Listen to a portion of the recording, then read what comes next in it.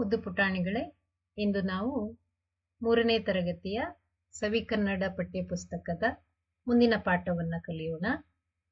ಪಾಠ 14, ರಾಜನ ಸುಪ್ರಭಾತ. ಇದೊಂದು ಪದ್ಯ ಹೇಗಿದೆ ಅಂತ ಓದ್ ನೋಡೋಣ ಮಕ್ಕಳೇ. ಪಾಠ 14, ಸುಪ್ರಭಾತ. ಈ ಪಾಠವನ್ನು ಓದೋದ್ರಿಂದ ನಾವು ಗಳಿಸುವ ಸಾಮರ್ಥ್ಯ ಏನು ಅಂದ್ರೆ, ಪರಿಚಿತ ವಸ್ತುಗಳ ಬಗ್ಗೆ ವಿವರಿಸುವುದು. ಯಾವುದಾದ್ರೂ ವಸ್ತುವನ್ನ ತೋರಿಸಿದ್ರೆ ನಿಮ್ಗೆ ಅದರ ಪರಿಚಯವನ್ನ ಮಾಡಿಕೊಡುವಂತಹ ಒಂದು ಸಾಮರ್ಥ್ಯ ಈ ಪಾಠದಿಂದ ನೀವು ಕಲಿಬೇಕು.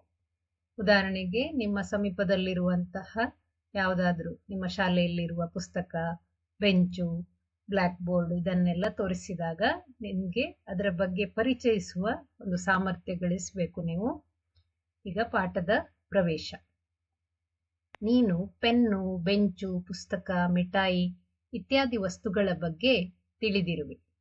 ಅವುಗಳಲ್ಲಿ ನಿನಗಿಷ್ಟವಾದ ಯಾವುದಾದರೂ ಒಂದು ವಸ್ತುವಿನ ಬಗ್ಗೆ ನಿನ್ನ ಮಾತುಗಳಲ್ಲಿ ಹೇಳು. ಅಂದ್ರೆ ನಮ್ಮ ಹತ್ತಿರದಲ್ಲಿರುವಂತಹ ಯಾವುದಾದ್ರೂ ಅಕ್ಕಪಕ್ಕದಲ್ಲಿರುವಂತಹ ವಸ್ತುಗಳ ಬಗ್ಗೆ ಇಷ್ಟವಾದ ವಸ್ತು ಯಾವುದು, ಅದರ ಬಗ್ಗೆ ಒಂದೆರಡು ಮಾತುಗಳನ್ನ ಹೇಳುವ ಸಾಮರ್ಥ್ಯವನ್ನ ಗಳಿಸಬೇಕು ಅನ್ನುವುದು ಈ ಪಾಠದ ಉದ್ದೇಶ. ಪಾಠದ ಹೆಸರೇನು ಹೇಳಿ ನೋಡುವ ಮಕ್ಕಳೇ. ಪಾಠ 14, ರಾಜನ ಸುಪ್ರಭಾತ. ಈ ಪದ್ಯವನ್ನೊಮ್ಮೆ ಓದಿ ನೋಡೋಣ. ಮುಂಗೋಳಿ ಕೂಗುವುದು ಮುಂಬೆಳಕು ಮೂಡುವುದು, ಚಾಪೆಯಿಂದೆದ್ದೇಳು ರಾಜ ನಮ್ಮ ರಾಜ. ಮುಂಗೋಳಿ ಕೂಗುವುದಂದ್ರೆ ಕೋಳಿ ಕೂಗ್ತಾ ಇದೆ, ಬೆಳಕು ಹರಿತಾ ಇದೆ. ಮುಂಬೆಳಕು ಮೂಡುವುದಂದ್ರೆ ಸೂರ್ಯ ಬರ್ತಾ ಇದ್ದಾನೆ, ಸೂರ್ಯ ಉದಯಿಸ್ತಾ ಇದ್ದಾನೆ. ಚಾಪೆಯಿಂದ ಎದ್ದೇಳು ರಾಜ ಅಂತ ಇಲ್ಲಿ ಯಾರು ಹೇಳ್ತಾರೆ? ಕವಿ ಹೇಳ್ತಾ ಇದ್ದಾನೆ. ನಿಮ್ಮ ಮನೆಯಲ್ಲೂ ನಿಮ್ಮ ಅಮ್ಮ ಹೇಳ್ತಾರಲ್ಲ, ಬೆಳಗಾಯ್ತು ಇಲ್ಲಿ ರಾಜನಿಗೆ ಅವರಮ್ಮ ಹೇಳ್ತಾ ಇರಬಹುದು. ಸುಖನಿದ್ದೆ ಸಾಕಿನ್ನು ಸ್ವಪ್ನಕ್ಕೆ ಬೈ ಎನ್ನು, ಕಣ್ಣುಗಳ ತೆರೆದುಕೋ ರಾಜ ನಮ್ಮ ರಾಜ. ಸುಖವಾಗಿ ನಿದ್ದೆ ಮಾಡ್ತಾ ಕನಸು ಕಾಣ್ತಾ ಇರ್ತಾರಲ್ಲ, ನೀವು ಕೂಡ ಹಾಗೆ ಮಾಡ್ತೀರಲ್ಲ.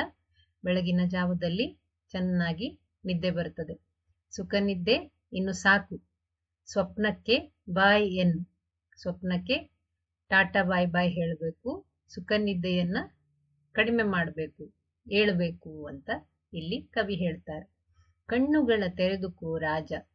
ಕಣ್ಣು ಮುಚ್ಚಿದಾಕ್ಷಣ ಮತ್ತೆ ನಿದ್ದೆ. ಸುಖ ನಿದ್ದೆಯನ್ನ ಕಡಿಮೆ ಮಾಡು, ಕಣ್ಣುಗಳನ್ನ ನಿಧಾನವಾಗಿ ತೆರಿ ರಾಜ ಅಂತ ಇಲ್ಲಿ ಕವಿ ಹೇಳ್ತಾ ಇದ್ದಾರೆ.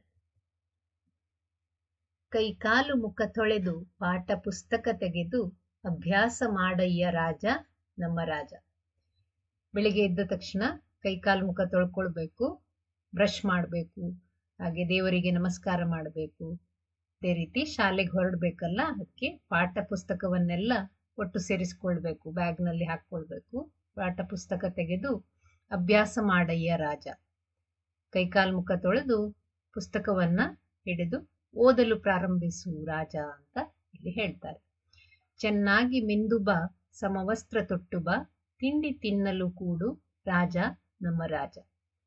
ಸ್ನಾನ ಮಾಡಿ ಚೆನ್ನಾಗಿ ಮಿಂದು ಅಂದ್ರೆ ಚೆನ್ನಾಗಿ ಶುಭ್ರವಾಗಿ ಸ್ನಾನ ಮಾಡಿ ಬಾ, ಸಮವಸ್ತ್ರ ತೊಟ್ಟು ಬಾ ಅಂದ್ರೆ ಯೂನಿಫಾರ್ಮ್ ಹಾಕೊಂಡ್ ಬಾ, ತಿಂಡಿ ತಿನ್ನಲು ಕೂಡು, ತಿಂಡಿ ತಿನ್ಲಿಕ್ಕೆ ಕೂತ್ಕೊಳ್ಳು ರಾಜ ನಮ್ಮ ರಾಜ ಅಂತ ಹೇಳ್ತಾರೆ.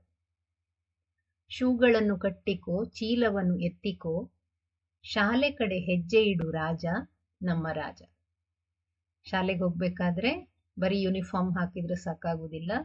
ಪುಸ್ತಕಗಳನ್ನೆಲ್ಲ ಜೋಡಿಸ್ಕೊಂಡು ಯೂನಿಫಾರ್ಮ್ ಹಾಕೊಂಡು ತಿಂಡಿ ಎಲ್ಲ ತಿನ್ಕೊಂಡು ಶೂಗಳನ್ನ ಹಾಕೊಂಡು ಚೀಲವನ್ನ ಎತ್ತಿಕೊಂಡು ಶಾಲೆಯ ಕಡೆಗೆ ಹೆಜ್ಜೆ ಇಡು ರಾಜ. ನಿಜವೆಂದ್ರೆ ನನ್ನವ್ವ ಇವತ್ತು ರವಿವಾರ, ಶಾಲೆಗೆ ರಜಾ ಎನ್ನುವ ರಾಜ ನಮ್ಮ ರಾಜ. ಎಲ್ಲ ಮಕ್ಕಳಿಗೂ ಇಷ್ಟವಾದ ವಾರ ಯಾವುದು ಅಂದ್ರೆ ರವಿವಾರ ಅಲ್ವಾ ಮಕ್ಕಳೇ? ರವಿವಾರ ಯಾಕೆ ಇಷ್ಟ ಅಂದ್ರೆ ಆ ದಿನ ಶಾಲೆಗೆ ರಜೆ.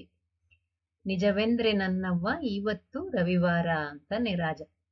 ಇವತ್ತು ರವಿವಾರ ಇದೆ ಅಮ್ಮ, ನಿಜ ನಿಂಗೆ ಗೊತ್ತಿಲ್ಲ, ಇವತ್ತು ರವಿವಾರ ಶಾಲೆಗೆ ರಜಾ ಇದೆ ಅಂತ ರಾಜ ಹೇಳ್ತಾನೆ. ಆಗ ಅಮ್ಮ ಏನ್ ಹೇಳ್ತಾರೆ ನೋಡು. ಅಕ್ಕಟಕಟ ವಾರಕ್ಕೆ ಒಂದೇ ರವಿವಾರ ಕಣ, ಅದು ನಿನ್ನೆಗಾಯಿತ್ತು ರಾಜ ನಮ್ಮ ರಾಜ. ಅಯ್ಯೋ ದೇವ್ರೇ, ವಾರಕ್ಕೆ ಒಂದೇ ದಿನ ರವಿವಾರ ಇರುವುದು, ಅದು ನಿನ್ನೆನೇ ಆಗೋಯ್ತು ರಾಜ. ಏಳು, ಬೇಗ ಎದ್ದೇಳು, ನೀನು ಈಗ ಶಾಲೆಗೆ ಹೊರಡ್ಲಿಕ್ಕೆ ತಯಾರಾಗು ಅಂತ ಇಲ್ಲಿ ಕವಿ ಹೇಳ್ತಾರೆ. ಅದೇ ರೀತಿ ನಿಮ್ಮ ಮನೆಯಲ್ಲೂ ಕೂಡ ಇದೇ ರೀತಿಯ ಪ್ರಸಂಗಗಳು ಬರ್ತಾವಲ್ಲ. ಅಮ್ಮ ಹೇಳ್ತಾರೆ, ಇವತ್ತು ರವಿವಾರ ಅಲ್ಲ, ನಿನ್ನೆನೇ ರವಿವಾರ ಮುಗ್ದೋಯ್ತು, ಶಾಲೆಗೆ ಹೊರಡು ಅಂತ ಹೇಳಿದಾಗ ನಿಮ್ಗೆ ತುಂಬಾ ಬೇಸರ ಆಗ್ತದೆ ಶಾಲೆಗೆ ಹೋಗ್ಲಿಕ್ಕೆ ಅಲ್ವಾ. ಬೇಸರ ಮಾಡ್ಕೊಳ್ಬಾರ್ದು. ಮೊದಲೆಲ್ಲ ಶಾಲೆಗೆ ಹೋಗಿ ಆಮೇಲೆ ಒಳ್ಳೆಯ ಮಕ್ಕಳಾಗಿ ವಿದ್ಯೆಯನ್ನ ಕಲಿತು ದೊಡ್ಡ ಮನುಷ್ಯರಾಗ್ಬೇಕಲ್ಲ. ಹಾಗಾಗಿ ಶಾಲೆ ತಪ್ಪಿಸಬಾರ್ದು. ಈ ಪದ್ಯವನ್ನ ಬರೆದವರ ಹೆಸರು ಕೆ.ವಿ. ತಿರುಮಲೇಶ್ ಅಂತ. ಕವಿಯ ಹೆಸರೇನು? ಕೆ.ವಿ. ತಿರುಮಲೇಶ್. ಪಾಠವನ್ನ ಒಮ್ಮೆ ಓದೋಣ ಮಕ್ಕಳೇ. ಪಾಠ 14, ರಾಜನ ಸುಪ್ರಭಾತ ಪದ್ಯ. ಮುಂಗೋಳಿ ಕೂಗುವುದು, ಮುಂಬೆಳಕು ಮೂಡುವುದು, ಚಾಪೆಯಿಂದೆದ್ದೇಳು ರಾಜ ನಮ್ಮ ರಾಜ. ಸುಖನಿದ್ದೆ ಸಾಕಿನ್ನು ಸ್ವಪ್ನಕ್ಕೆ ಬಾಯಿಯನ್ನು, ಕಣ್ಣುಗಳ ತೆರೆದುಕೋ ರಾಜ ನಮ್ಮ ರಾಜ. ಕೈಕಾಲು ಮುಖ ತೊಳೆದು ಪಾಠ ಪುಸ್ತಕ ತೆಗೆದು ಅಭ್ಯಾಸ ಮಾಡಯ್ಯ ರಾಜ ನಮ್ಮ ರಾಜ. ಚೆನ್ನಾಗಿ ಮಿಂದು ಬಾ, ಸಮವಸ್ತ್ರ ತೊಟ್ಟು ಬಾ, ತಿಂಡಿ ತಿನ್ನಲು ಕೂಡು ರಾಜ ನಮ್ಮ ರಾಜ. ಶೂಗಳನ್ನು ಕಟ್ಟಿಕೋ, ಚೀಲವನ್ನು ಎತ್ತಿಕೋ, ಶಾಲೆ ಕಡೆ ಹೆಜ್ಜೆ ಇಡು ರಾಜ ನಮ್ಮ ರಾಜ.